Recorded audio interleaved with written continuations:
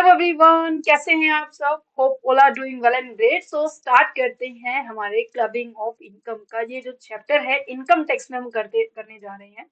ठीक है। अभी तक हमने ऑलमोस्ट जितने भी चैप्टर कवर कर लिए हैं, होपफुली आप सभी को समझ में आ गए होंगे। फिर भी कोई डाउट रहता है तो प्लीज कमेंट सेक्शन में कर दीजिएगा, मैं आपको जरूर सोल्यूशन प्रोवाइड करूंगी।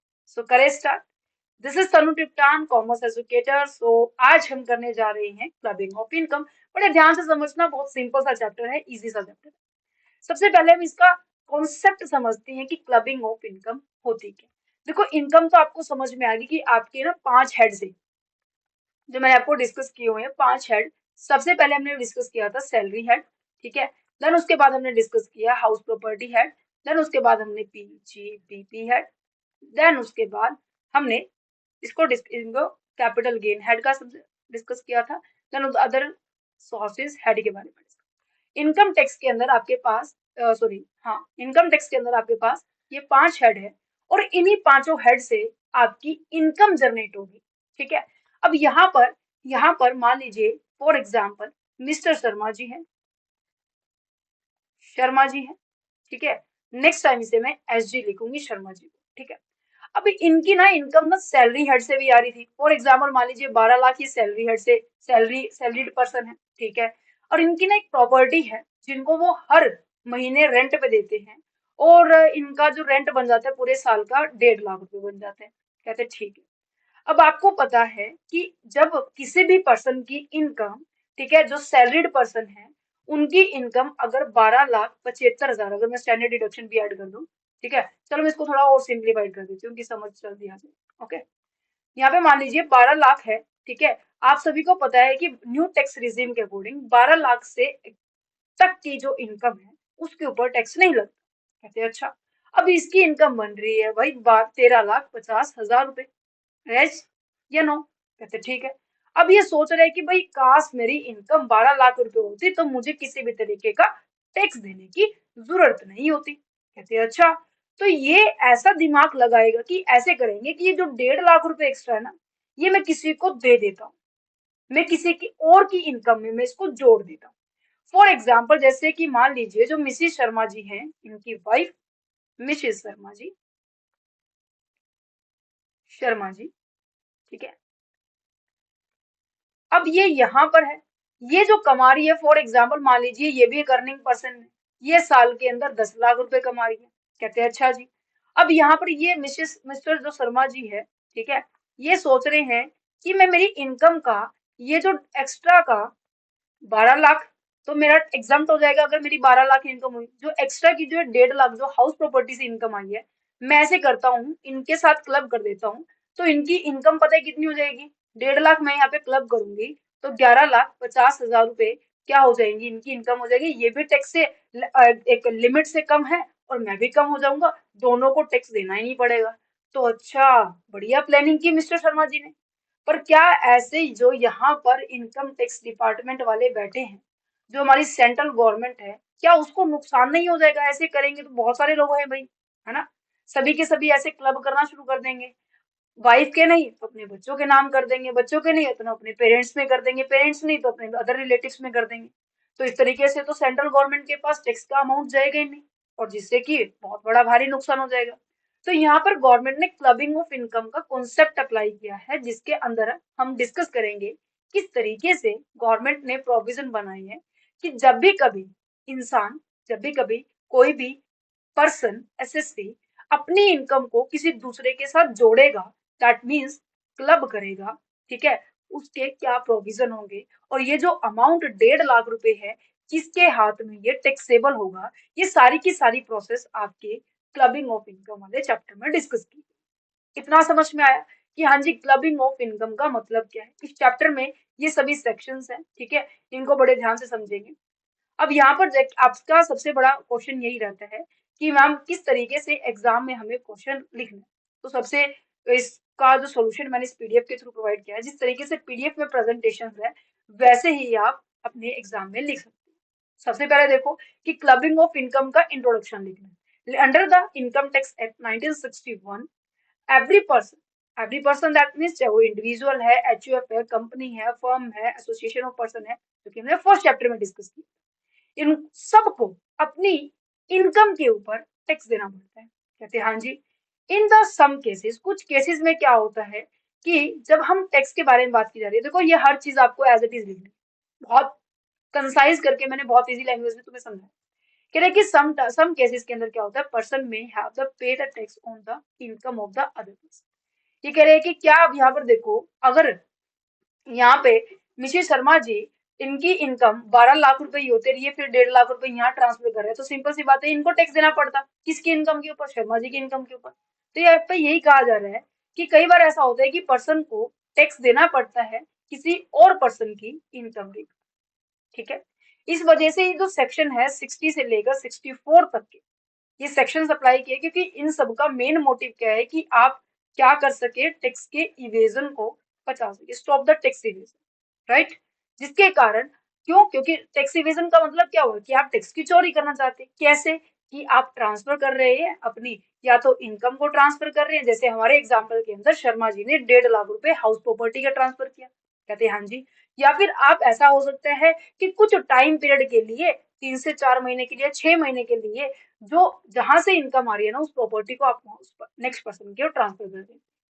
ठीक है, अब यहाँ पर आपको दो पार्टी नजर आ रही है। पहली पार्टी है आपकी ट्रांसफरर, दैट मीन्स जिसने ट्रांसफर किया है। दूसरी पार्टी कौन है? जिसके पास ये चीजें गई हैं, जिसे हम बोलेंगे ट्रांसफी। ठीक है, यहाँ पर दो पार्टी है, एक पार्टी ट्रांसफरर है और एक पार्टी ट्रांसफेरी है। अब यहाँ पर जब हम भी क्लब करेंगे तो ये जो टैक्स का जो अमाउंट, ये अमाउंट बनेगा ना इस इनकम के ऊपर, वो हमेशा कौन पे करेगा? टैक्स ट्रांसफरर करेगा। ओके, अच्छा, क्यों क्लब के प्रोविजंस आए ये भी बता देना। यही सेम बात है कि जब हमारी इनकम टैक्स के, जो इनकम के ऊपर ना जो टैक्स लगता है ना, वो एक स्लैब रेट से लगता है, जितनी ज्यादा इनकम होगी उतना ज्यादा टैक्स रेट होगा, है ना। तो इस चीज से बचने के लिए, टैक्स हाइयर टैक्स रेट से बचने के लिए लोग क्या करते हैं, अपनी इनकम्स को, अपनी एसेट्स को ट्रांसफर कर देते हैं। किसको? अपने स्पाउस को। अब यहाँ पे स्पाउस का मतलब पता है क्या? अगर वाइफ वर्किंग है तो वो अपने हस्बैंड को ट्रांसफर कर सकती है, या फिर हस्बैंड वर्किंग है तो अपने वाइफ को कर सकती है। तो ये जो सेकंड पार्टी होती है ना, उसे हम स्पाउस बोलते हैं, या फिर अपनी माइनर चाइल्ड को कर सकते हैं। ठीक है, अच्छा, क्लबिंग के प्रोविजंस अप्लाई होंगे, जिसके कारण आप जितना भी आपने इनकम को सामने वाली पार्टी के अंदर एड बैक किया, वापस उसी जिसने ट्रांसफर किया ना उसकी इनकम में वापस से एड बैक कर देंगे। ये इस पूरे चैप्टर का सारांश है, एट द एंड में इसको हम डिस्कस करेंगे।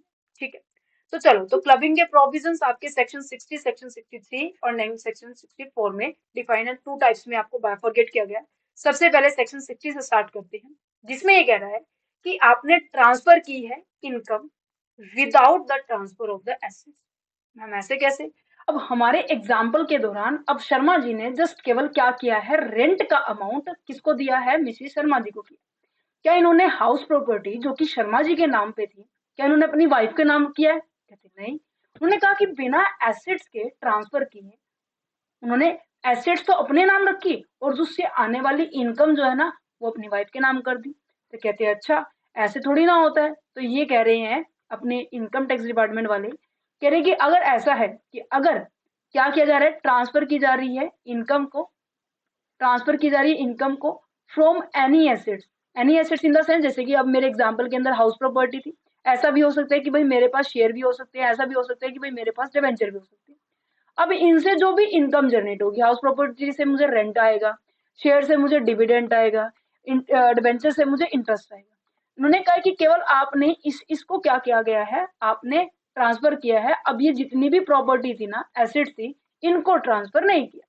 ठीक है, सो ऑब्वियस है, तो आप क्या करना चाह रहे हैं? टैक्स की चोरी करना चाह रहे हैं।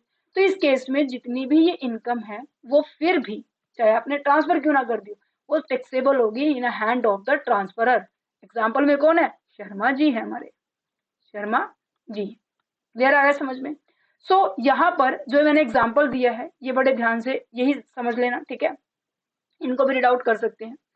नेक्स्ट जाता है सेक्शन 61, क्या कह रहा है कि income arise from the revocable transfer of the assets. Revocable transfer of the assets का मतलब क्या होता है, पहले हम इसको समझेंगे, फिर हम सेक्शन 61 को समझेंगे, क्योंकि रेवोकेबल ट्रांसफर को डिफाइन कहाँ किया है? सेक्शन 63 में डिफाइन किया गया। अब देखो, कुछ एक प्रॉपर्टी ऐसी होती है, फॉर एग्जाम्पल मान लीजिए शर्मा जी सोच रहे हैं, चलो पहले केस में कह रहे कि अच्छा एसेट्स ट्रांसफर मैं नहीं कर रहा, मैंने इनकम की है, इन केस में भी मैं क्या कर रहा हूँ, मैं ही टैक्स पे कर रहा हूँ इस 1.5 लाख के ऊपर। तो ऐसे करता हूँ 31 तारीख आने से पहले, फॉर एग्जाम्पल 31/3/2025 आने से पहले मैंने फरवरी के अंदर ही क्या कर दिया है, ये जो एसेट्स थी ना, हाउस प्रॉपर्टी थी, मैंने मेरी वाइफ के नाम कर दी, मिसिस की, मिसिस शर्मा के नाम पर कर दी। ठीक है, मिसिस शर्मा जी के नाम कर दी है। कह रहे हैं ठीक है, पर 3 से 4 महीने के बाद, 31/3/2025 आने के बाद, मान लीजिए 3 महीने के बाद मिस्टर शर्मा जी कह रहे हैं कि लाओ जो एसेट्स मैंने तुम्हें दी थी अब वो तुम मुझे वापिस कर दो। कहते हैं अच्छा, मीन्स कि आपने ट्रांसफर तो किया, बट ट्रांसफर किस इंटेंशन से किया कि भाई इन फ्यूचर के अंदर आप क्या करेंगे, आप उसे वापस ले लेंगे, आपका उस पर्टिकुलर एसेट्स के ऊपर अभी कंट्रोल है। तो ऐसी एसेट्स को हम क्या कहते हैं, रेवोकेबल ट्रांसफर कहेंगे। ठीक है, समझ में आया? इसे हम क्या कहेंगे, इसे हम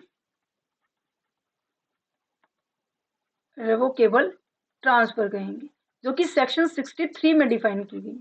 मैम अगर ये प्रॉपर्टी ट्रांसफर ही ना हो तो, मीन्स की 3 महीने के बाद, 4 महीने के बाद, मीन्स की जब तक मिसिस शर्मा जी जीवित है, ठीक है, मिसिस शर्मा जी यहाँ पर जीवित है, तब तक ये इसके ऊपर ओनर है, और इनके डेथ होने के बाद इनका इस प्रॉपर्टी का पूरा कंट्रोल फिर अगर ट्रांसफर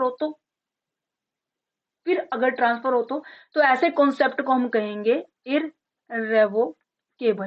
कहने का मतलब ये है कि अगर ट्रांसफर इस इंटेंशन से किया है कि हाँ मुझे टैक्स की चोरी करनी है और 3 से 4 महीने के बाद मैं उसको वापस ले लूंगा, या फिर उसके ऊपर जितने भी डिसीजन होंगे वो मिस्टर शर्मा जी के होंगे, तो इस केस में हम उसे रेवोकेबल ट्रांसफर कहेंगे, और वहां से जितनी भी इनकम जनरेट होगी वो मिस्टर शर्मा जी के हाथ में ही होगी, इवन आपने ट्रांसफर कर दिया।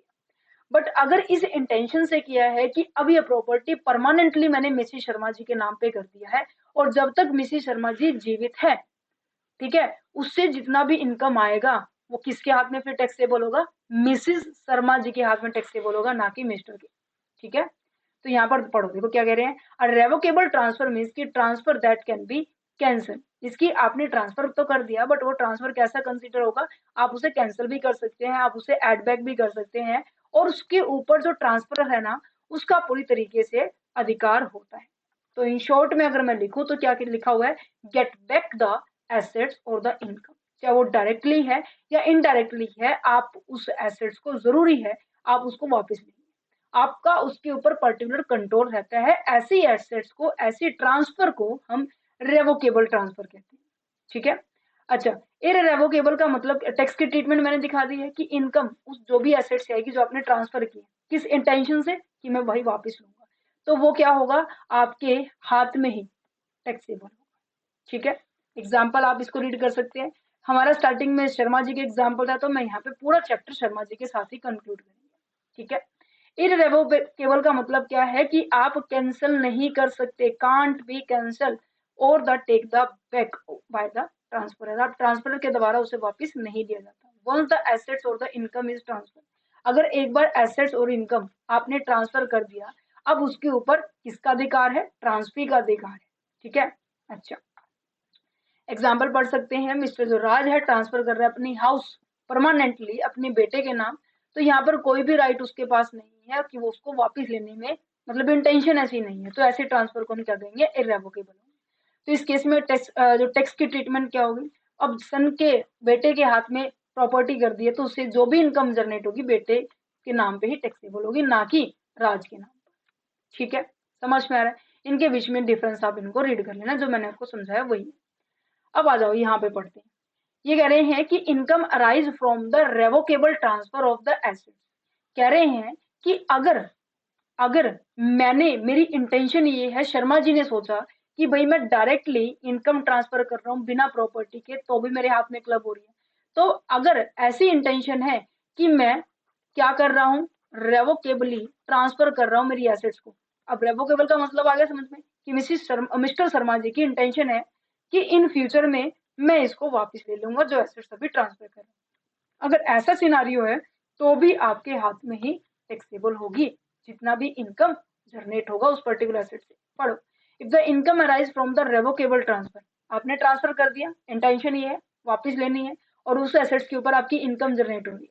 कहते हैं अच्छा, तो वो क्या होगी, वो सारी की सारी जो टोटल इनकम किसकी, ट्रांसफर के बीच में वापस से इंक्लूड हो जाएगी। पर हाँ, कुछ केसेस है जहां पर इवन रेवोकेबल आपकी इंटेंशन ये है कि हाँ मुझे इन फ्यूचर में मैं उस ट्रांसफर को मैं वापस ले लूंगा, बट फिर भी आपके हैंड में टैक्सेबल नहीं होगी। तो वो एक्सेप्शन केस क्या है, 3 से 4 है। पहली बात जो मैंने वैसे आपको बता दी है, बस आपको रीड करना है। सेक्शन 62 के अंदर एक्सप्लेन किया गया है कि जो सेक्शन 61 में अप्लाई नहीं होगा रूल्स। कह रहे हैं सबसे पहले कि the transfer is by the way of the trust. That means कि आपने कोई ट्रस्ट क्रिएट की एंड देन उसके ऊपर आपने बोला कि हाँ मेरे पास जो प्रॉपर्टी है ना, इसके ऊपर आप एज ए ट्रस्ट ओपन कर लीजिए। कहते ठीक है। अब जब तक ट्रस्ट चल रही है तब तक उसके ऊपर इनकम जनरेट होगी, ठीक है। अब जब तक ट्रस्ट को चलाने वाले जितने भी पर्सन हैं, ठीक है, जिनको भी आपने दिया है, अब उनको वो पैसा मिलेगा। अब उनके हाथ में वो टैक्सेबल होगी। वो कह रहे हैं मिस्टर शर्मा जी के हाथ में टैक्सेबल नहीं। पर हाँ, जरूरी है ये लिखा होना कि can't be revoked during the beneficiary lifetime. Beneficiary that mean जिसको वो पैसा मिलेगा। समझ में आया? या फिर ऐसा लिखा है कि transfer is not revocable during the lifetime of the transferee, जो कि हमारे एग्जाम्पल के अंदर हमारा कौन था, मिसिस शर्मा जी थी। मीन्स की आपने जो प्रॉपर्टी ट्रांसफर की है सामने वाली पार्टी को, वहां पर उस पर्सन की लाइफ टाइम तक डिपेंड किया है। मीन्स की जब तक मिसिस शर्मा जी जीवित है तब तक उसके ऊपर आपका कोई अधिकार नहीं है। जैसे ही वो डेथ हो जाएगी उनकी, तो आप उसको वापस ले सकते हो। तो कंडीशन में क्या लिखा हुआ है, transferor should not receive any direct and indirect benefit. इसका क्या मतलब है? अब मैंने कहा कि भाई हाँ जी शर्मा जी ने हाउस प्रॉपर्टी दे दी। कहते ठीक है, किसको दी है, किसको दी है, मिसिस शर्मा जी को दी है, ठीक है। अब उस हाउस प्रॉपर्टी से हर महीने 1 लाख रुपए क्या आ रहा है, रेंट आ रहा है। कहते हैं अच्छा, अब 1 लाख रुपए रेंट आ रहा है। कहते हैं अच्छा, अब 1 लाख रुपए में से मिसेस शर्मा जी ने क्या किया, मिस्टर शर्मा जी को 20,000 रुपए दे दिए और बाकी के बचे 80,000 रुपए अपने पास रख लिए। तो क्या कहीं पर ना कहीं मिस्टर शर्मा जी को पैसे मिल रहे हैं? क्या यहाँ पर मिस्टर शर्मा जी को 20,000 का बेनिफिट मिल रहा है? कहते हाँ। ये कह रहे कि आपको ये पैसा नहीं मिलना चाहिए। ये कह रहे transfer should not receive any direct and indirect benefit. Direct या इनडायरेक्ट बेनिफिट इनको नहीं मिलना चाहिए जिसने प्रॉपर्टी ट्रांसफर की। अगर इनको मिल रहा है तो वो अमाउंट, कंप्लीट अमाउंट किसके हाथ में टैक्सेबल होगी, शर्मा जी के हाथ में टैक्सेबल होगी। समझ में आया? If the transfer get any benefit, income will be clubbed back. जितनी भी इनकम जनरेट होगी उस पर्टिकुलर एसेट से, वो वापस से क्लब कर दी जाएगी। क्लियर आ रहा है समझ में? Yes everyone. तो एग्जांपल यहाँ पे रीड कर सकते हो जो मैंने भी आपको समझाया।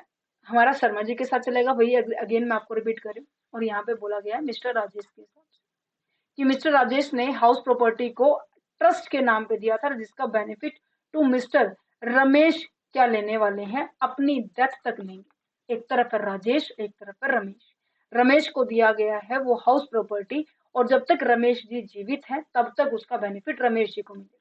अगर रमेश जी ने इनकम जो जनरेट हो रही है उसका कुछ हिस्सा राजेश को दे दिया, तो वो इनकम सारी की सारी राजेश के हाथ में टैक्सेबल होगी। ठीक है, रेवोकेबल का मतलब आ गया समझ में, इरेवोकेबल का मतलब आ गया समझ में, इन दोनों के बीच का डिफरेंस। अब समझते हैं भाई प्रोविजन किसके रिलेटेड, कि जब पर्सन क्या करेंगे अपने स्पाउस, दैट मीन्स कि अगर वाइफ वर्किंग है, ठीक है, सॉरी, वाइफ वर्किंग है तो उसका हस्बैंड क्या होगा, स्पाउस होगा। या फिर हस्बैंड वर्किंग है तो क्या होगा, उसकी वाइफ स्पाउस होगी। ये क्या कर रहे हैं, वर्किंग पर्सन अपने स्पाउस को इनकम अगर ट्रांसफर कर रहे हैं तो क्या प्रोविजन होंगे।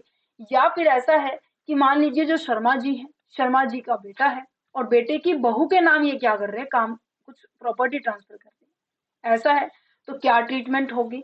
या फिर एचयूएफ है या फिर कोई माइनर चाइल्ड, यहाँ से क्वेश्चंस आपको देखने को मिलेंगे हर। ठीक है, सो करें स्टार्ट। देखो सबसे पहले लिखा हुआ है remuneration to the spouse. That means आप क्या कर रहे हैं, जो भी इनकम जनरेट हो रही है, या फिर ऐसा हो सकता है कि जिस भी कंपनी में शर्मा जी काम कर रही हैं वहां पर क्या किया, शर्मा जी ने अपनी वाइफ को भी बुला लिया कि आजा भाई साथ में काम करेंगे और जो यहाँ से सैलरी मिलेगी, मुझे भी सैलरी मिल रही है, कहीं ना कहीं आपकी सेविंग होगी। कहने का मतलब ये है कि शर्मा जी का बिजनेस है और बिजनेस के अंदर अपनी ही वाइफ को एक ऐसी पोस्ट दे दी है जहां पर बहुत हैवी सैलरी मिल रही है। ठीक है, एग्जाम्पल के तौर पर ध्यान से समझना।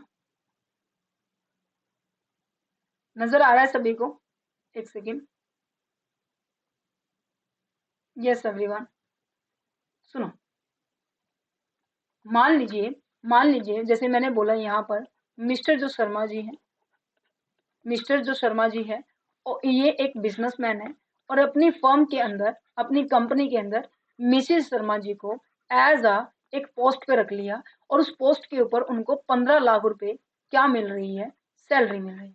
कहते हैं अच्छा, अब कहीं ना कहीं कंपनी का तो फायदा हो रहा है ना। अब ये भी एक ही फैमिली मेंबर्स है, ये भी फैमिली मेंबर्स है, और कंपनी में से पैसे को क्या किया जा रहा है, एडजस्ट किया जा रहा है, जिससे कंपनी की जो इनकम है वो कम से कम आए, और कम से कम आएगी तो इनको टैक्स कम देना पड़ेगा, है ना। तो यहाँ पर हम मिसिज शर्मा जी की एक चीज चेक करेंगे, जिसके बेसिस पे ये देखेंगे कि क्लबिंग के प्रोविजन अप्लाई होंगे या नहीं। हम ये देखेंगे कि मिसिज जो शर्मा जी है यहाँ पर ये क्वालिफाइड हैं या नहीं है। क्वालिफाइड का मतलब क्या है कि जिस, मान लीजिए इनको मैंने एज अ चार्टर्ड अकाउंटेंट मैंने अपनी पोस्ट पर अपनी कंपनी में अपॉइंट किया, ठीक है। अब मैं यहाँ पर ये चेक करूंगी कि क्या ये क्वालिफाइड है इस पोस्ट के लिए, मीन्स की क्या इनकी इतनी एलिजिबिलिटी है, क्या इनके अंदर इतनी स्किल, इतनी नॉलेज है कि उस काम को इजिली कर पाए। कहते अगर हाँ, तो इनको जो 15 लाख रुपए मिल रहे हैं तो वो बिल्कुल सही मिल रहे हैं, ठीक है। तो क्लबिंग के प्रोविजन अप्लाई नहीं होंगे। अगर ये है कि भाई हाँ, वैसे ही इनको अपॉइंट किया हुआ, कोई क्वालिफिकेशन नहीं है, कोई नॉलेज नहीं है, कोई स्किल नहीं है, तो यहाँ पर जितनी भी 15 लाख रुपए अमाउंट मिल रही है वो वापस किसके हाथ में टैक्सेबल हो जाएगी, मिस्टर शर्मा जी के हाथ में टैक्सेबल हो जाएगी। क्लियर है? तो पढ़ो, देखो क्लबिंग ऑफ द इनकम क्या कह रहे हैं, remuneration to the spouse section 64 1 clause second के अकॉर्डिंग डिफाइन किया गया है। If the spouse of the individual, spouse of the individual in the sense, समझ में आ गया।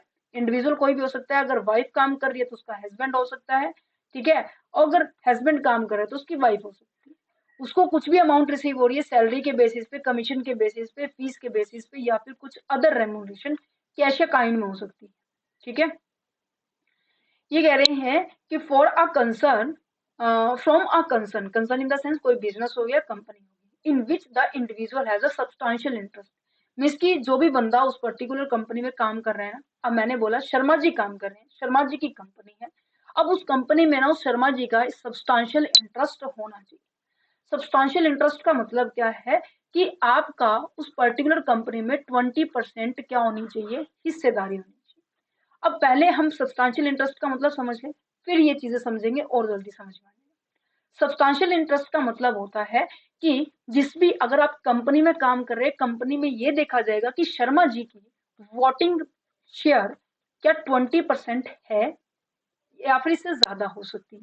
कहते हैं अच्छा, अगर फर्म, कंपनी के अलावा कोई भी है, कोई फर्म है या कोई बिजनेस है, कंपनी को छोड़कर कोई और कंसर्न है, कोई और आपका एंटरप्राइजेस है, वहां पर हम ये देखेंगे कि आपका प्रॉफिट में 20% हिस्सेदारी है प्रीवियस ईयर के अंदर। कहते हैं हाँ, तो इसे बोलेंगे हम सब्सटेंशियल इंटरेस्ट है उस पर्टिकुलर पर्सन, ठीक है। समझ में आया? तो अगर अगर अगर अगर यहाँ पर बोला जा रहा है, अगर उस इंडिविजुअल का, शर्मा जी का सब्सटेंशियल इंटरेस्ट है, ठीक है, और उसके दौरान इंडिविजुअल क्या कर रहा है, अपने उस पर्सन को, स्पाउस को अपनी फर्म के अंदर, अपनी कंपनी के अंदर लेकर आ रहा है और उसके बदले में उसको सैलरी, कमीशन, बोनस, फीस मिल रही है, तो क्या वो क्लब होगा या नहीं होगा। तो यहाँ पे इसके टैक्स के प्रोविजन देखेंगे कि कब क्लबिंग का प्रोविजन अप्लाई होगा, नहीं होगा। मैंने आपको बता दिया कब अप्लाई नहीं होगा, कि जब आपका जो स्पाउस है वो टेक्निकल एंड प्रोफेशनली वो क्वालिफिकेशंस में आता है, जिसकी उसकी क्वालिफिकेशन इतनी ज्यादा है कि हाँ उस पोस्ट के ऊपर होल्ड कर सकते हैं अपने आप को, उसके पास जो स्किल है, टेक्निक, एक्सपीरियंस है एज पर देयर पोस्ट के अकॉर्डिंग, ठीक है। In such a case the income will be the tax in hand of the spouse only. ये नहीं है कि हाँ शर्मा जी के हाथ में होगी, नहीं, मिसिस शर्मा जी के हाथ में होगी, कि जिसके हाथ में अगर वो क्वालिफाइड है तो। इतने समझ में आया ये वाला चार्ट आपको? चलो, अब सब्सटेंशियल इंटरेस्ट का मतलब आगे समझ में। अब यहाँ पर एक शब्द लाइन बार बार बोली जाएगी, बार बार बोली जाएगी कि रिलेटिव्स के साथ अगर आप क्या कर रहे हैं, क्लब कर रही हैं, अगर किसी पर्सन का सब्सटेंशियल इंटरेस्ट है तो रिलेटिव्स के साथ की जाएंगे। तो यहाँ पर रिलेटिव्स का मतलब क्या है, spouse of the individual. Spouse of the individual का मतलब क्या है, अब यहाँ पर मैंने बोला शर्मा जी है, ठीक है, और मिसिस शर्मा जी, मिसिस शर्मा जी, ठीक है। अब इनके मम्मी पापा हैं, एक तो ये आपस में हो गया, स्पाउस हो गया, इंडिविजुअल कहते हैं। अच्छा, इनके फादर हैं, इनके मदर, ठीक है, और इनके भी क्या हो गया, फादर है, इनकी मदर, इनके भी क्या हो गए हैं, फादर है, मदर है, ठीक है। इनके जो बच्चे हैं, ठीक है, डॉटर है, ठीक है, सन है, और इनके जो स्पाउस है, डॉटर के स्पाउस, दैट मीन्स इनके हस्बैंड हो गया और इनकी हो गया वाइफ। इनके जो बच्चे हैं उनको भी इंक्लूड किया जाएगा और उनके भी हस्बैंड वाइफ इंक्लूड किया जाएगा। तो यहाँ पे बोला गया, अच्छा इनके ब्रदर एंड सिस्टर भी ले लीजिए, ठीक है, ब्रदर है या फिर सिस्टर है किसके, ऑफ इंडिविजुअल को, लीनियर असेंडेंट और द डिसेंडेंट, दैट मीन्स ये सभी पर्सन, ये सभी पर्सन, ये अगर ये सभी के सभी क्या होंगे, रिलेटिव्स को, रिलेटिव्स एज ए माने जाएंगे अगर इंडिविजुअल इन सब को अपनी कंपनी या फिर अदर बिजनेस के अंदर लेकर आ रहा है और इस पर्सन का सब्सटेंशियल इंटरेस्ट है, तो हम क्लब करेंगे या नहीं करेंगे, तो उनकी क्वालिफिकेशन के ऊपर बेस करेंगे। समझ में आया?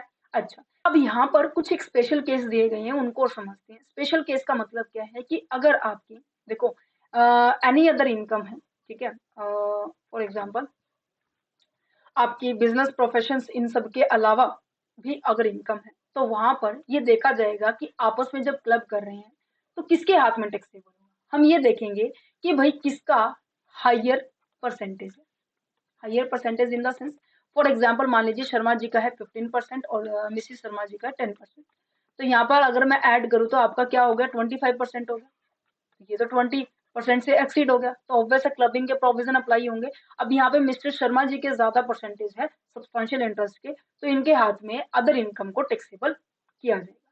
अगर मैं ये कहूँ कि भाई अदर इनकम है ही नहीं, तो in neither spouse have any other income, नहीं है तो कहेंगे clubbing will be to that individual whose income is high, जिसकी इनकम हाइयर होगी। ऊपर तो क्या किया जा रहा था, जिसकी सब्सटेंशियल इंटरेस्ट ज्यादा होगा, यहाँ पे क्या होगी, इनकम ज्यादा। क्या इतना समझ में आया? Yes everyone. ये किसके बारे में बात की जा रही थी, कि अगर रेमुनरेशन के बारे में बात की जा रही थी, कि रेमुनरेशन टू द स्पाउस के बारे में। ओके, नेक्स्ट जाता है income from the assets transfer to the spouse on the non revocable basis.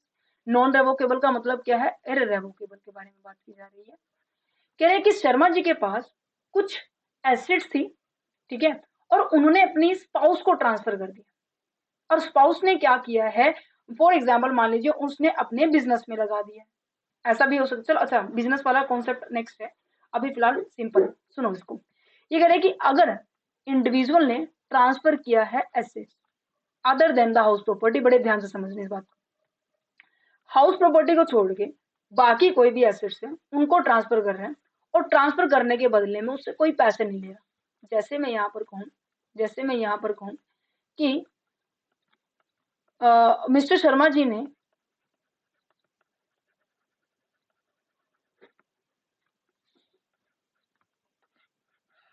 मान लीजिए, मान लीजिए शेयर्स क्या किए हैं, इनको ट्रांसफर कर दिए अपनी वाइफ को, कहते ठीक है।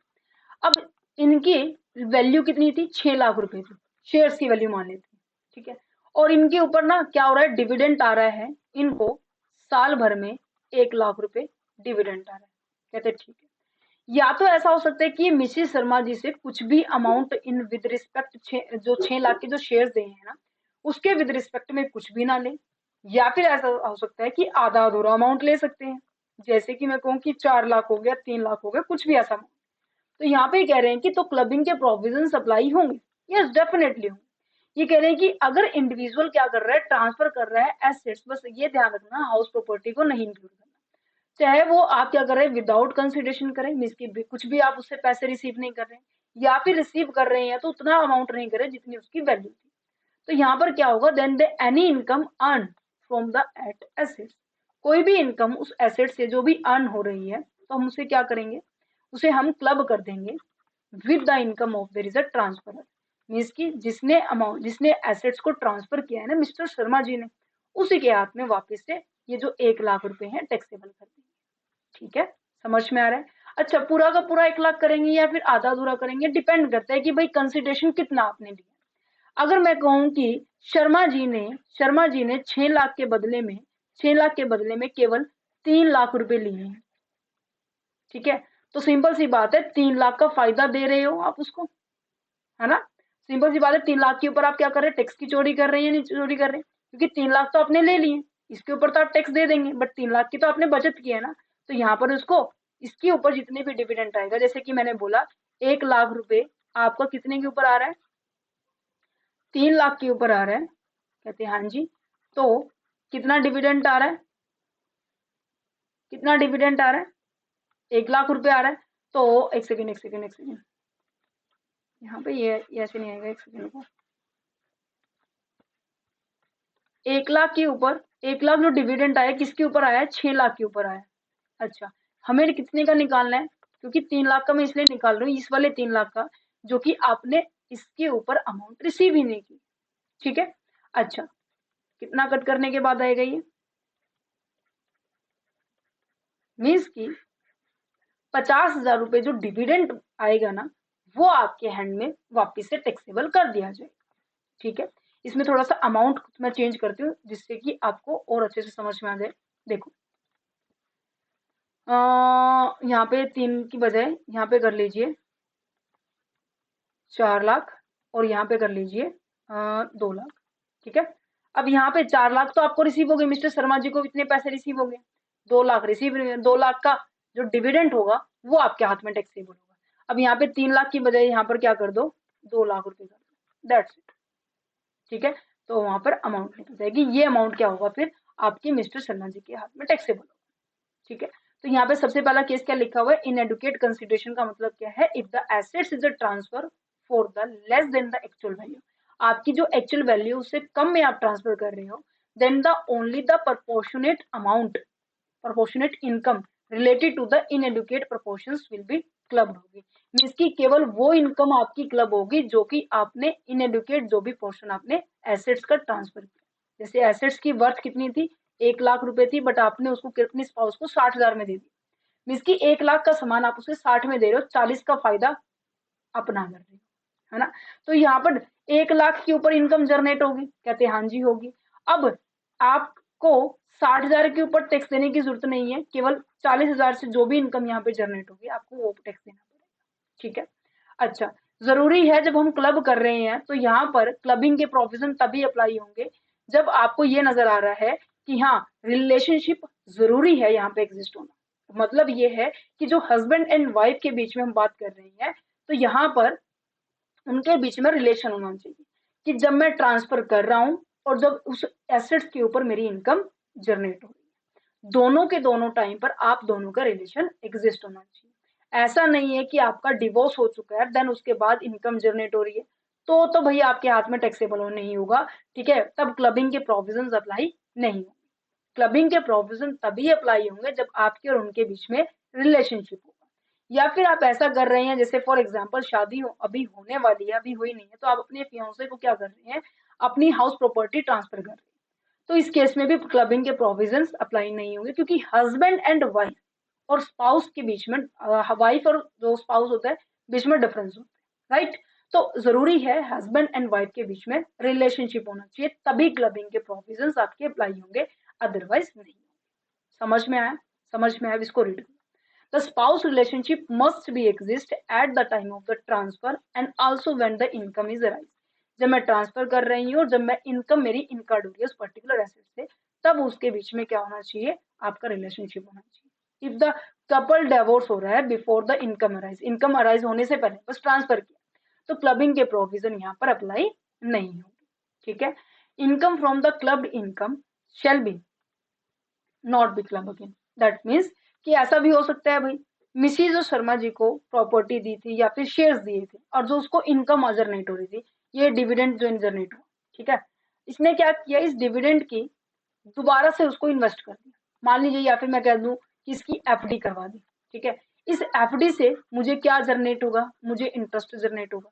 अब क्लब्ड इनकम कितनी थी, 6 लाख थी, शेयर थे, उससे मेरे को इनकम हुई, इस इनकम से फिर इनकम हुई है, ठीक है। तो ये कह रहे हैं कि अगर ऐसा है, एक्रीशन है, accretion that means add on हो रहा है, ठीक है, यहाँ पे ये यहाँ पर भी आपका क्लबिंग का प्रोविजन अप्लाई नहीं होगा। देखो, income from the club income shall not be clubbed again, that means एक बार क्लब करेंगे, उसे बार बार क्लब नहीं करेंगे। If a husband transfer the share to the wife, dividend is clubbed to the husband है, share के ऊपर डिविडेंड आया वो तो क्लब कर देंगे हस्बैंड के हाथ में, बट ऐसा नहीं है कि अगर वाइफ क्या कर रही है, उस डिविडेंड को दोबारा से री इन्वेस्ट कर रही है, री इन्वेस्ट करना जिसकी दोबारा से इन्वेस्ट करना, ठीक है, और उसके ऊपर वो इंटरेस्ट रिसीव कर रही है, तो ये जो इनकम आएगी ना, वो दोबारा दोबारा से क्या नहीं की जाएगी, क्लब नहीं की जाएगी। मीन्स ये नहीं है कि वो इंटरेस्ट को भी हस्बैंड के यहाँ पर क्लब कर दे, नहीं, ऐसा अलाउड नहीं, ठीक है, समझ में आ रहा है। Transfer under the agreement to a live up, कह रहे हैं लाइव अ पार्ट का मतलब क्या है कि आपने if the transfer is made under the agreement to live a separately legally separation, divorce का केस है, ठीक है, अगर डाइवोर्स हो रहा है और उसके बाद आप ये कह रहे हो कि हाँ मैं उसको ये पैसा दे रहा हूँ फॉर बेटर सर्वाइव करने के लिए, या फिर कुछ भी कोर्ट के आदेश आए हैं कि आपको इतने रुपए हर महीने देने पड़ेंगे, तो उसे हम क्लबिंग नहीं बोलेंगे, वो बोला जाएगा कि हाँ अपनी उस नेक्स्ट पर्सन की आपकी जो लाइफ है वो इजिली सर्वाइव कर सके, तो उसे हम क्लब नहीं कहेंगे, ठीक है। अच्छा, स्पेशल केस क्या है, हाउस प्रॉपर्टी को क्यों नहीं इंक्लूड किया। आप सभी के दिमाग में क्वेश्चन आ रहा होगा कि हाँ अदर सोर्सेज एड को ठीक है हमने एक्सक्लूड रखना है, कोई भी एसेट्स को हम ट्रांसफर कर सकते हैं स्पाउस को, ठीक है, बट हाउस प्रॉपर्टी को क्यों नहीं कर रहे, क्योंकि अगर आपको लोगों को अगर याद है, हाउस प्रॉपर्टी के कॉन्सेप्ट में भी डिस्कस किया था कि अगर अगर अगर आप अपनी एसेट्स को, आप अपनी जो हाउस प्रॉपर्टी जो एसेट्स है, ठीक है, उसको अपनी स्पाउस या फिर किसी अदर रिलेटिव्स को ट्रांसफर कर रहे हो और फिर उससे इनकम जनरेट हो रही है, वो फिर भी किसके हाथ में टैक्सेबल होगी, मेन ऑनर के हाथ में टैक्सेबल होगी, चाहे आप क्या कर रहे हैं उसे ट्रांसफर ही क्यों ना करते, राइट, समझ में आ रहा है। अच्छा, अब आ जाते हैं इनकम फ्रॉम द बिजनेस, ये बहुत अच्छा पॉइंट, ये कहना चाह रहे हैं कि जो भी प्रॉपर्टी आपने अपनी स्पाउस को दी है, ठीक है, या फिर कोई पैसा हो गया या फिर कोई भी शेयर्स हो गए, डिवेंचर्स हो गए, कुछ भी दिया आपने, उस स्पाउस ने क्या किया है, उसको अपने बिजनेस में लगा लिया। जैसे मैं कहूँ कि यहाँ पर जो मिसिस शर्मा जी है, ठीक है, मिसिस जो शर्मा जी है, शर्मा जी हैं, ठीक है,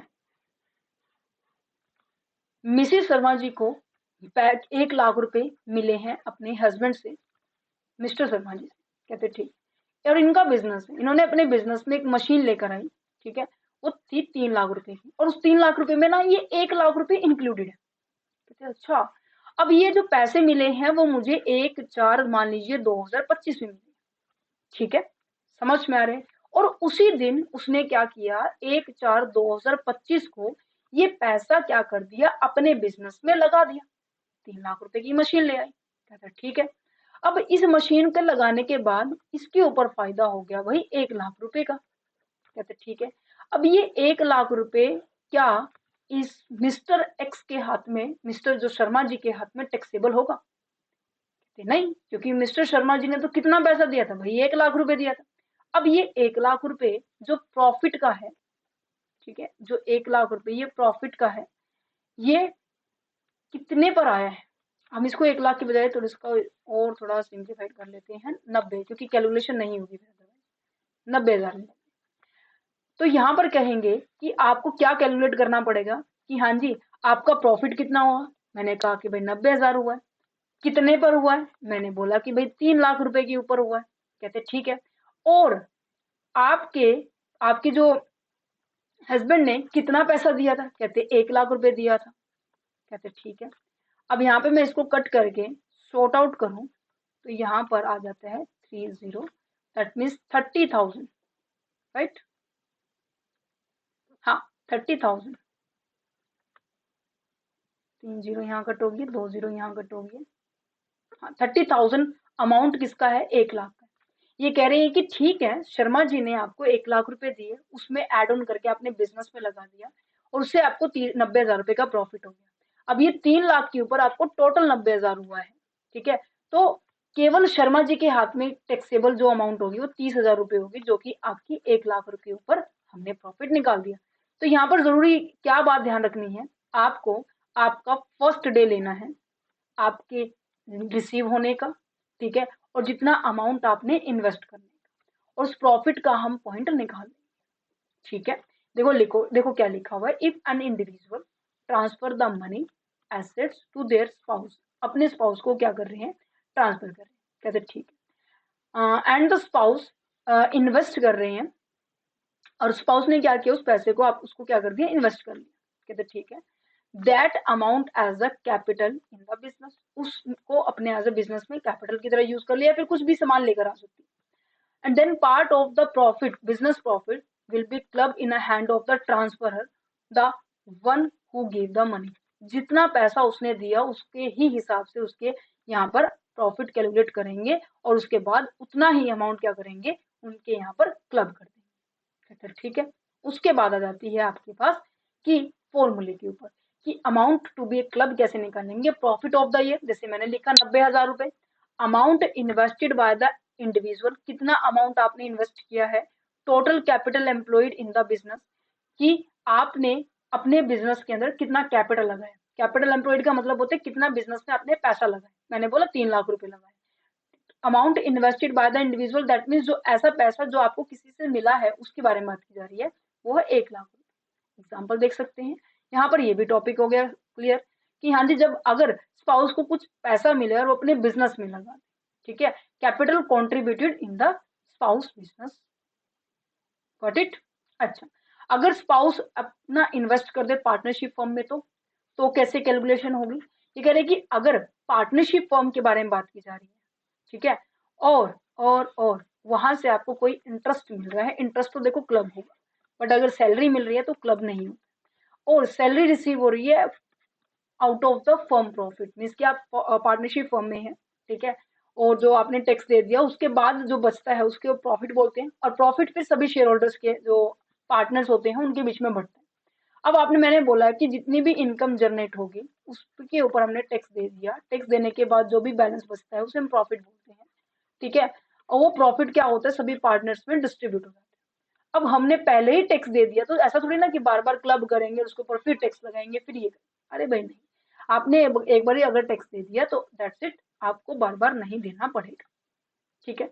देखो ये सभी के सभी जितने भी अभी हमने कॉन्सेप्ट पढ़े हैं वो कॉन्सेप्ट थे कि आपने प्रॉपर्टी थी, आपके पास एसेट्स थे, आपने ट्रांसफर किए हैं, आपने गिफ्ट दिया है विद कंसिडरेशन या विदाउट कंसिडरेशन, तो इस वजह से क्लबिंग के प्रोविजन अप्लाई। अब ऐसा भी हो सकता है कि भाई मिस्टर शर्मा जी मिसेस शर्मा जी को एज अ लोन दे, तो इसकी जो शेयर की जो वैल्यू है 6 लाख रुपए, अब उनको एज अ लोन दे, तो लोन तो वही एक टाइम पे वापस पेमेंट करनी होती है ना। तो individual give a loan not a gift to the spouse, and the spouse earn the income by the invest that loan, इसकी जो आपको लोन की अमाउंट मिली थी, जो भी अमाउंट मिला था जिसे हम एज अ लोन ट्रीट करेंगे, तो उसके ऊपर क्लबिंग के प्रोविजन अप्लाई नहीं होंगे, क्योंकि हम इसको लोन ट्रीट कर रहे हैं, not at a transfer without the consideration. समझ में आया? यस एवरीवन, जल्दी से बताइए यहाँ तक का कोई कॉन्सेप्ट फिर भी कोई डाउट में है तो बता दीजिए। अभी तक हमने स्पाउस का पढ़ा है, ठीक है, अब स्पाउस के पढ़ने के बाद जो उसकी जो सन्स वाइफ है, ठीक है, ये मोस्ट ऑफ सिमिलर है। देखो कि transfer of assets to the beneficiary of the spouse, क्या कहना चाह रहा है कि ये कह रहे हैं कि इफ एन इंडिविजुअल, ठीक है, if an individual transfer an assets to the any person not directly to the spouse but for there is a benefit of the spouse, ये कह रहे हैं कि आपने किसी भी तरीके से कोई एसेट सामने वाली पार्टी को ट्रांसफर कर दी, बट हाँ इंटेंशन क्या है कि भाई स्पाउस को बेनिफिट होना चाहिए, तो ऐसे एसेट्स से जो भी इनकम आएगी उस इनकम को क्लब कर देंगे कहाँ पर, हमारे ट्रांसफर के पास। ट्रांसफर कौन है, जिसने भी प्रॉपर्टी दी है। एग्जाम्पल के तौर पर देखो कि एक हस्बैंड है जिसने ट्रांसफर किए हैं 5 लाख रुपए अपने फ्रेंड को with the instructions to invest it for his wife benefit. Wife का बेनिफिट होना तो सिंपल सी बात है, जो ए है वो अपने 5 लाख को इन्वेस्ट भी कर देगा, ये भी दिखा देगा कि यहाँ इन्वेस्टमेंट हो रही है, पर कहीं ना कहीं अपने पैसे की आप हेरा फेरी भी करके दिखा रहे हैं, है ना। अच्छा जी, नेक्स्ट जाता है provision related to the son's wife. Son's wife का मतलब क्या है कि भाई शर्मा जी है, शर्मा जी का बेटा है, बेटे की वाइफ है, तो उसके नाम पर आप क्या कर रहे हैं, प्रॉपर्टी दे रहे हैं, उनको इनकम दे रहे हैं, कुछ भी, ठीक है, डॉटर इन लोगों को कुछ भी आप दे रहे हैं। और उसके केस में भी सेम है कि या तो वो क्या कर रही है, आपको इन एडुकेट कंसिडरेशन प्रोवाइड कर रही है, या फिर वो बिल्कुल भी कंसिडरेशन प्रोवाइड नहीं कर रही। तो इस केस में जो अभी हमने स्पाउस, जिसकी जो आपका हस्बैंड या फिर वाइफ था, उसके रिगार्डिंग हमने प्रोविजन पढ़े, same as it is son's के वाइफ की तरह भी यहाँ पे प्रोविजन सेम लगने वाले। बट ये ध्यान में रखना कि यहाँ पर रिलेशनशिप जरूरी है एग्जिस्ट होना, ठीक है। अच्छा, clubbing of the income of the minor child. Minor child का मतलब क्या है, बड़े ध्यान से समझना। माइनर का मतलब होता है जब बच्चा क्या होता है, 18 साल से कम उम्र का होता है। और इस सिनारियो में क्या करते हैं, काफी बार पेरेंट्स क्या करते हैं, अपने बच्चे के नाम पर कुछ प्रॉपर्टी हो गई है, शेयर्स हो गई है, इंटरेस्ट हो गया है, या फिर बैंक में अकाउंट ओपन करवा देते हैं। और ऑब्वियस है, देखो मैं हर महीने 1,000 रुपए किसी बच्चे के नाम पे मैं कर रही हूँ ट्रांसफर, ठीक है, तो यहाँ पे मेरी इनकम मैं अपने आप सेव कर रही हूँ ना, ठीक है। अब मैं क्या कहूंगी कि भाई ये तो देखो यहाँ मेरा खर्चा हो रहा है, मेरा खर्चा वहां हो रहा है, मैं तो गवर्नमेंट को दिखा दूंगी। पर गवर्नमेंट क्या कहेगी, गवर्नमेंट कहेगी ये ऐसा तो नहीं होगा, तो ये कहेंगे कि माइनर चाइल्ड के अंदर अगर आप अपनी इनकम को ट्रांसफर कर रहे हैं तो कुछ प्रोविजन लिटिल बिट डिफरेंट है। क्या कहना चाह रहे हैं, पढ़ो इसको। Income of a minor child below the 18 year include at the minor married daughter. कौन कौन हो सकता है, चाहे वो माइनर डॉटर हो या माइनर आपका सन हो, ठीक है, उसके आपने कोई भी इनकम दी है वो आपके साथ वापस क्लब हो जाए, be clubbed with the income of that parents whose income before the club is higher. कहने का मतलब ये है, फॉर एग्जाम्पल मान लीजिए शर्मा जी हैं, शर्मा जी ने अपने बेटे के नाम पर ना 5 लाख रुपए बैंक में एफडी करवा दी अपने बेटे के, कहते अच्छा। अब यहाँ पर ये देखेंगे कि जो शर्मा जी हैं और मिसिस शर्मा जी हैं, क्लब करने से पहले इसकी 5 लाख उनकी इनकम में वापस ऐड करने से पहले हम ये देखेंगे इन दोनों में से किसकी इनकम आई है। मैंने बोला कि इसकी 15 लाख रुपए इनकम है, इसकी 10 लाख रुपए इनकम। अब मैं क्लब कर दूंगी तो ये हो जाएगा 20 लाख रुपए, ये हो जाएगा 15 लाख रुपए। अगर मैं इंडिविजुअली क्लब करके देखूं तो, अब ये मत कहना कि मैम दोनों में अलग अलग हुआ, नहीं, इंडिविजुअली क्लब करके देखे तो की बारे में बात की जाएगी, ठीक है। अब मैंने बोला कि यहाँ पर इन्होंने इसके अकाउंट में अगर मैं 20 लाख कर दूं, इसके अकाउंट में 15 लाख कर दूं, ये कह रहे क्लब होने से पहले आपको इंडिविजुअली चेक करने की किसकी इनकम आई है। मैंने बोला कि पापा की इनकम आई है, तो उसी के अकाउंट में बच्चे की इनकम को ऐड कर देंगे, इसकी 20 लाख हो जाएगी और इसके हाथ में ये अमाउंट टैक्सेबल होगा। ओके, अगर ऐसा है ये, अब अगर आपने एक बार क्लब्ड का प्रोविजन अप्लाई कर दिया, जिसकी एक बार ये डिसाइड हो गया कि हाँ जी पापा हायर कमा रहे हैं, तो यहाँ पर हर साल फ्यूचर में क्या होगा, हर बार पापा के हाथ में ही बच्चे की इनकम को क्लब किया जाएगा, बच्चे की अमाउंट को क्लब किया जाएगा, ठीक है। समझ में आया, कहते ठीक है।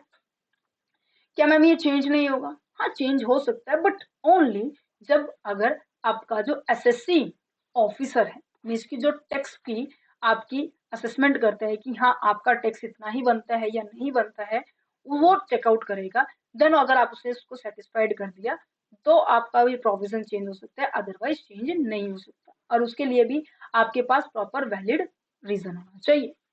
ओके, अच्छा, अगर ऐसा है तो कि भाई जो बच्चा है वो केवल सिंगल पेरेंटिंग केस में है, तो दैट मीन्स केवल पापा पापा उसको हैंडल कर रहे हैं, या फिर ऐसा हो सकता है कि पेरेंटिंग आपकी मम्मी कर रही है, तो इस केस में ये बोला जाएगा कि जिसके पास भी इस बच्चे की कस्टडी है उसी के हाथ में उसकी इनकम टैक्सेबल होगी।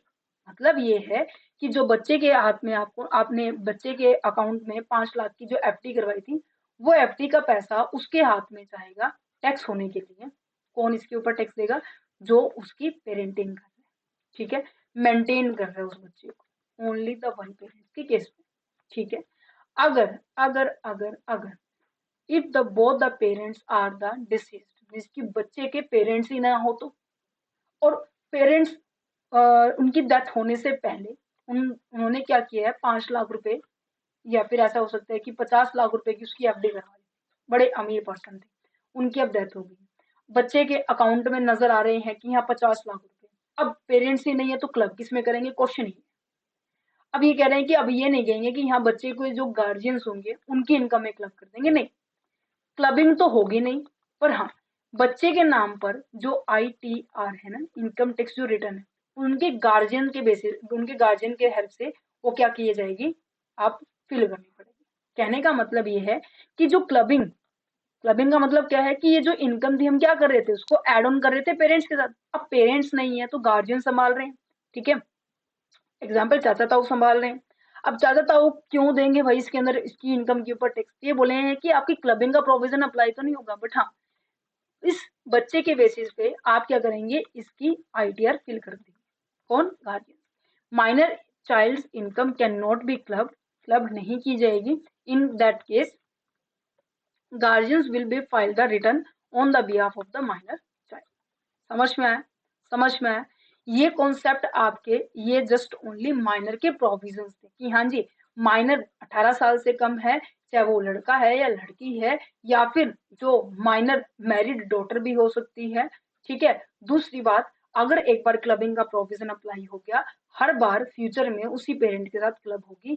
अब यहाँ पे कई बार ऐसा होता है कि पेरेंटिंग के अंदर डिवोर्स का केस भी आ सकता है कि या तो पापा पापा संभालते हैं या फिर मम्मी संभालती है, तो पेरेंटिंग जिसके पास हो रही है उसी के हाथ में, उसी पेरेंट्स को राइट होगा कि हाँ उसके अंदर क्लब की जाए और उसके ऊपर टैक्स देने होगा। अगर पेरेंट्स नहीं है तो क्लबिंग का प्रोविजन अप्लाई नहीं होगा, बट उनके गार्जियंस के ऊपर ये राइट बन जाता है, उनकी ऑब्लिगेशन बन जाएगी कि हाँ जी उनको क्या करना पड़ेगा, ITR तो फाइल करनी ही करनी पड़ेगी, ठीक है। अच्छा, एग्जम्पशंस क्या है, अंडर देयर इज जो आपका ऑप्शनल टैक्स रिजीम है, जिसे हम ये कह सकते हैं ओल्ड टैक्स रिजीम। ये केवल ओल्ड टैक्स रिजीम है, न्यू टैक्स रिजीम का कॉन्सेप्ट नहीं। ये कह रहे हैं कि अगर मैं माइनर में, मेरे यहाँ पर क्या हो रहा है, क्लबिंग का प्रोविजन अप्लाई हो रहा है, तो यहाँ पर एक पेरेंट्स को 1500 रुपए का छूट दिया जाता है, 1500 रुपए की एग्जम्पशन दी जाती है पर चाइल्ड पर ईयर। 1500 रुपए दैट मीन्स आप पूरे साल के अंदर आपको 1500 रुपए की छूट मिलेगी। फॉर एग्जाम्पल, आपने जो FD करवाई है उसके ऊपर जो इंटरेस्ट मिल रहा है 4000 रुपये मिल रहा है, ठीक है। एग्जम्पशन कितनी मिल रही है पूरे साल की, 1500 रुपये। तो केवल और केवल 2500 रुपए के ऊपर आपका टैक्स होने वाला है। समझ में आया, यस या नो, ठीक है। अच्छा, कई बार ऐसा होता है कि भाई पेरेंट्स भी हैं, दोनों पेरेंट्स अच्छा कमा रहे हैं, बट फिर भी क्लबिंग नहीं होती। ऐसा कौन सा केस, ऐसा तब है जब आपका जो बच्चा है वो खुद सेल्फ अर्निंग पर्सन है, या तो वो मैनुअली या फिजिकली या उसकी जो स्किल है, नॉलेज है, ठीक है, उनका यूज करके वो अर्निंग करे।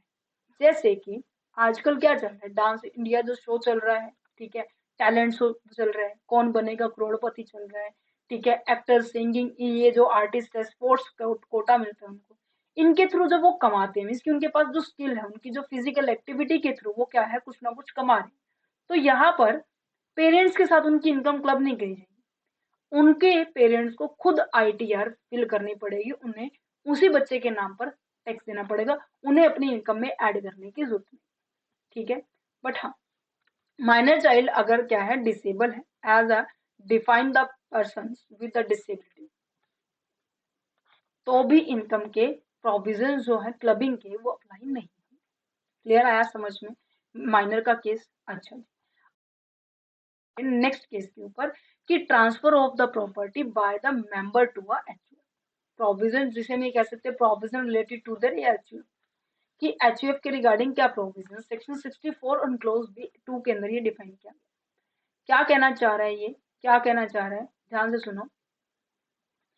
मैंने कहा मेरे पास ये HUF है, HUF का मतलब समझते हैं, हिंदू अनडिवाइडेड फैमिली होती है, और इसके अंदर क्या है, मान लीजिए जो मिस्टर शर्मा जी हैं, इन्होंने इन्होंने क्या किए हैं, फॉर एग्जाम्पल 1000 शेयर HUF को दे दिए हैं, और HUF ने इसके बदले में इसको कुछ भी नहीं दिया, या फिर कुछ छोटा मोटा अमाउंट दे दिया, एडुकेट या इन एडुकेट कंसिडरेशन कहते हैं। अच्छा, तो इस केस में क्या होगा, अब ऑब्वियस है, शेयर है तो क्या जनरेट होगा, डिविडेंड जनरेट होगा, कहते हैं हाँ जी जनरेट होगा। अब इस डिविडेंड के ऊपर टैक्सेबिलिटी कौन होगा, मीन्स कि किसको टैक्स देना पड़ेगा, भाई शर्मा जी को देना पड़ेगा। सिंपल सी बात, अभी तक जो हम यही पढ़ते हैं। अगर ऐसा है कि भाई फ्यूचर में जो एचयूएफ का पार्टीशन हो जाए, मीन्स कि पार्टीशन इन द सेंस उसका बंटवारा हो जाए, ठीक है, और यहाँ पर है इन एचयूएफ के पास 10,000 शेयर, और उस 10,000 में से क्या किया, 5,000 शेयर जो है, 5,000 जो शेयर है जो मिस्टर शर्मा जी हैं,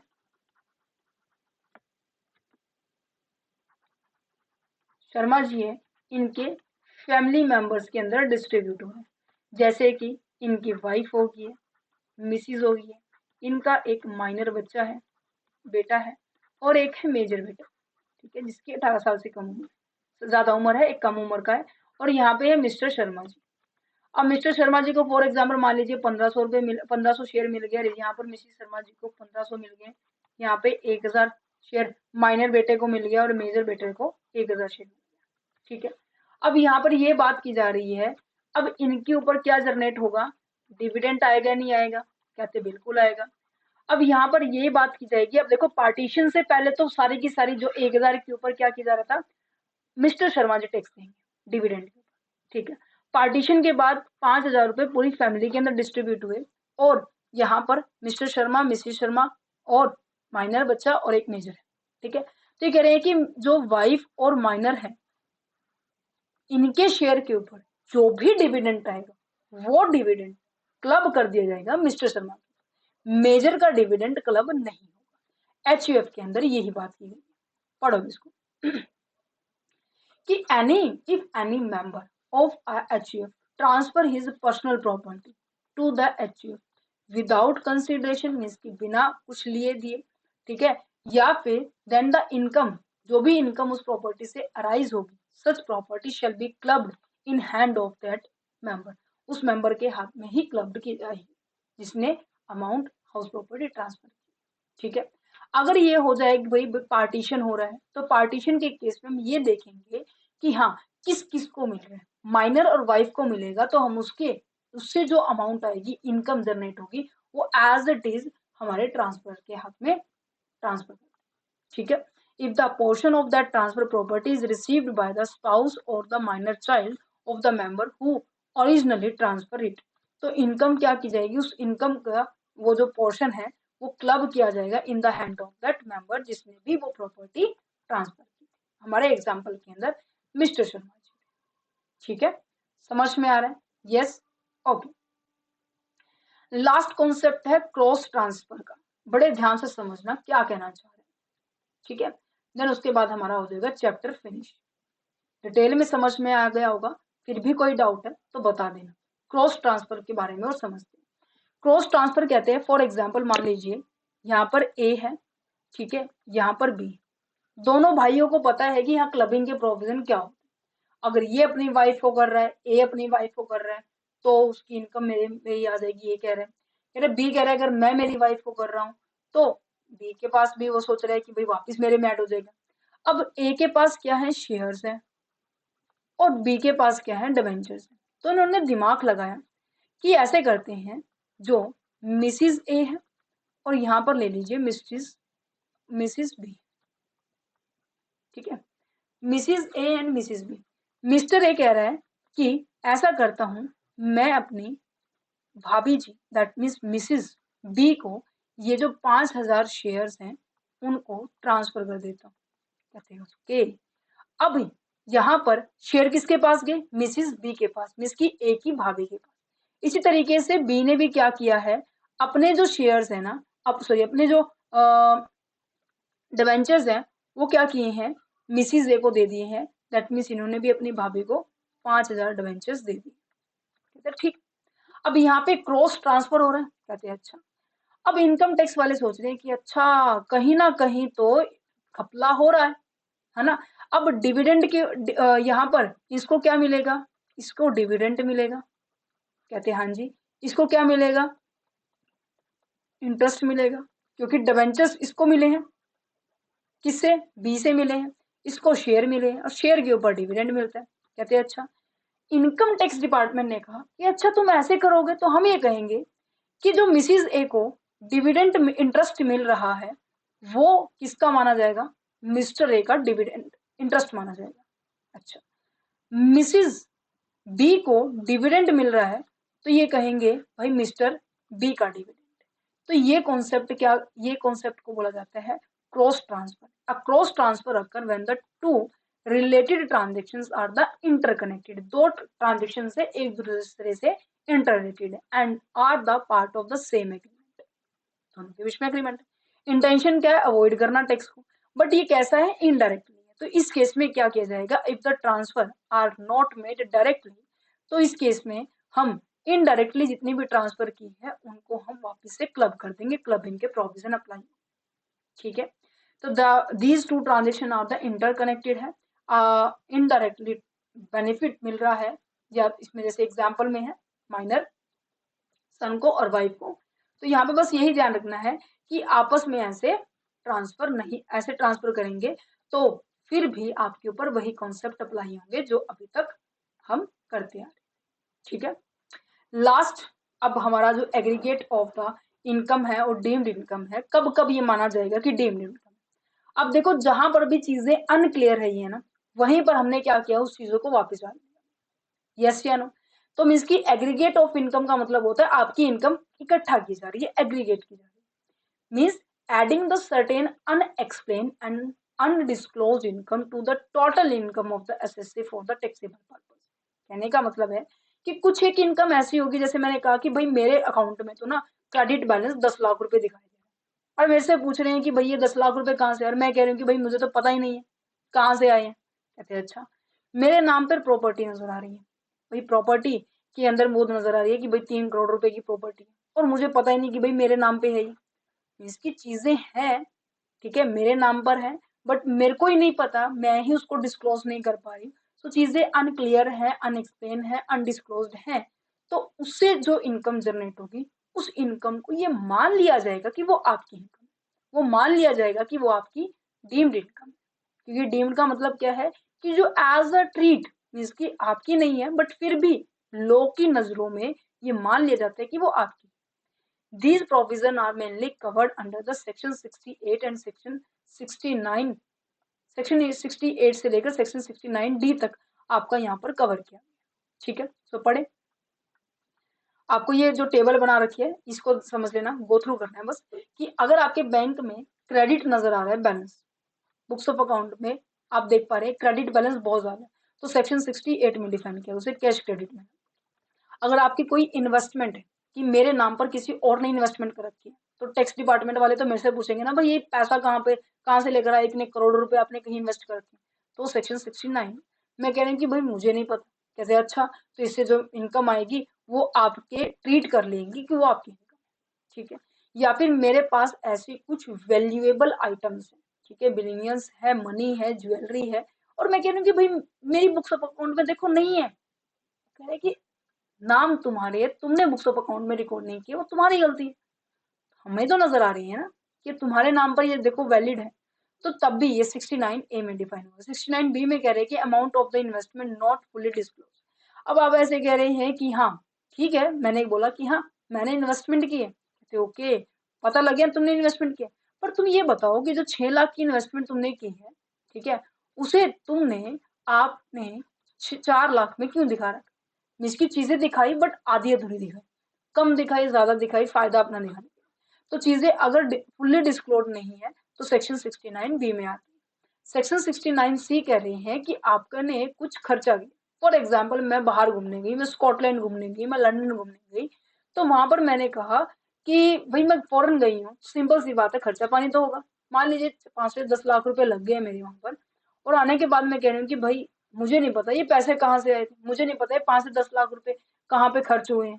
तो इस केस में सेक्शन 69C ये डिफाइन करता है कि हाँ जी इसके प्रोविजंस क्या होंगे। सेक्शन 69D कहते हैं कि अगर आपने किसी को बोरिंग्स ली है, आपने किसी से पैसा लिया है और उसकी पेमेंट की, रिपेड किया है हुंडीज को। हुंडीज होता है कि जो ट्रेडिशनल टाइम में, मतलब कि पुराने टाइम में हम क्या करते थे कि जो बड़े बड़े महाजन होते थे ना, जो साहूकार आदमी होते थे, उनसे हम क्या करते थे, पैसा लेते थे इंटरेस्ट पे, बोरिंग्स पे, ठीक है, और वो क्या करते थे, high rate of interest charge करते थे, और मैं उनको क्या कर रही हूँ, पेमेंट कर रही हूँ। तो देखो क्या लिखा हो, if any amount is borrowed और the repaid on a human, a traditional form of the credit instrument है, ठीक है, आप उधार लेने का एक पुराना तरीका है, और उनको आप पेमेंट कर रहे हो, ठीक है, अब चेक के अलावा कैश में कर रहे हो, आप कैश की हेरा फेरी करना चाह रहे हो, तो यहाँ पर आपने कभी बार आपने देखा भी होगा कि काफी सारी शॉप के ऊपर ये लिखा है केवल only only and only cash received, cash allowed,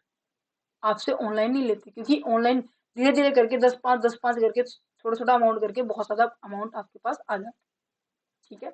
simple शब्दों में लिखा जाए तो डीम्ड इनकम का मतलब वो इनकम होती है which are not directly earn, आप डायरेक्टली नहीं कमा रहे but indirectly income tax department वाले भी आपकी इनकम के अंदर ऐड कर देते हैं, ठीक है। यहाँ पर हो गया चैप्टर फिनिश। अगर आप ये नोट्स लेना चाहते हैं तो लिंक डिस्क्रिप्शन में दिया है, व्हाट्सएप नंबर का, मेल आईडी का भी, ठीक है, और इवन आपको नीचे जो स्क्रॉल हो रही है, ठीक है, नजर आ रहा होगा कि हमने ये सभी के सभी जो सब्जेक्ट्स हैं हमने कवर कर लिए हैं, तो चैनल पर विजिट कर सकते हैं और अपनी नीड के अकॉर्डिंग इन सभी को देख सकते हैं। तो यहाँ पे clubbing of income and aggregate of income और द डीम्ड इनकम का कॉन्सेप्ट हो गया कंप्लीट। बड़े ध्यान से करना है इन चीजों को, बहुत इजी टॉपिक है। नेक्स्ट हम करेंगे set of and carry forward of the losses. बहुत छोटा सा चैप्टर है, सारा ही हमारा 12 पेजेस का है, कम से कम 20 या 30 मिनट मैक्सिमम लगेगा, ठीक है। Okay, thank you for watching this video, have a nice day. फिर भी कोई डाउट रह जाता है तो आप हमें कमेंट सेक्शन में कर सकते हैं, ओके।